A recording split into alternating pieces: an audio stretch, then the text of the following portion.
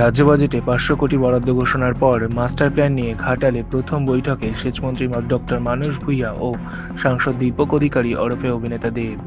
Ghatal town হলে Ghatal master plan নিয়ে review বৈঠকে ঘাটালের সাংসদ দেব ও সেচমন্ত্রী ডক্টর মানস ভূঁইয়ার মধ্যে আলোচনা হয়েছে। বৈঠকে উপস্থিত সেচ দপ্তরের আধিকারিক থেকে জেলা শাসক, পুলিশ সুপার সহ জেলা ও মহকুমা প্রশাসনের অন্যান্য আধিকারিকেরা। সম্প্রতি রাজ্য বিধানসভায় পূর্ণাঙ্গ বাজেট পেশ করেছে রাজ্য সরকার। বাজেটে ঘাটাল মাস্টার প্ল্যান নিয়ে 500 কোটি টাকা বরাদ্দ করা হয় এবং মুখ্যমন্ত্রী এ বিষয়ে সরাসরি জানিয়ে দেন। বাজেট ঘোষণার পর আজ রবিবার দুপুরে ঘাটাল টাউন হলে ঘাটাল মাস্টার প্ল্যান নিয়ে এই প্রথম সমগ্র সাব কমিটি বৈঠক বসল। ঘাটালবাসী তো খুব খুশি, তো যে কোনো রাজনৈতিক দল সকালেই খুশি। আপনাকে কেমন লাগছে? আমি এটুকু বলতে চাই যে যখন 2024-এ দাঁড়াবো না বলেছিল, এই কারণের জন্য আবার দাঁড়ালাম 2024-এ। অনেকে আমাকে বলেছিল দেব পাগল হয়ে গেছে, আবার কেন রাজনীতি। কিন্তু আজকে মানুষ বুঝতে পারছে কেন আমি আবার 2024-এ দাঁড়ালাম। একটাই শর্ত ছিল যে ঘাটাল মাস্টার প্ল্যানটাকে বাস্তবিক করতে।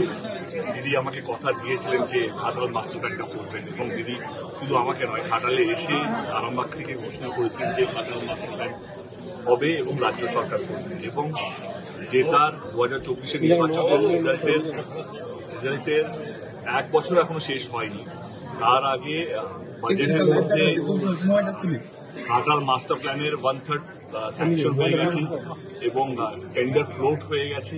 এবং স্বাধীনতার পর যেটা ঘাটালবাসীদের বা ঘাটাল লোকসভা কেন্দ্রের মানুষের যে সবচেয়ে বড় দাবি ছিল যে এই বন্যাকে কিভাবে নিয়ন্ত্রণ করা যায়।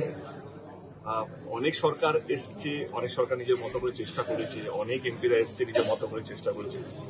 আমিও আমার মতো করে চেষ্টা করেছি। আমি এটুকু বলবো, এটা আমার বা আমার দল বা আমাদের সরকারের জয় নয়, এটা ঘাটাল মানুষের, ঘাটাল মানুষের যারা দীর্ঘদিন এই বন্যার সাথে লড়াই করেছে, স্বপ্ন দেখেছিল কি কোনো না কোনো দিন এই ঘাটাল মাস্টার প্ল্যানটা বাস্তবিক হবে।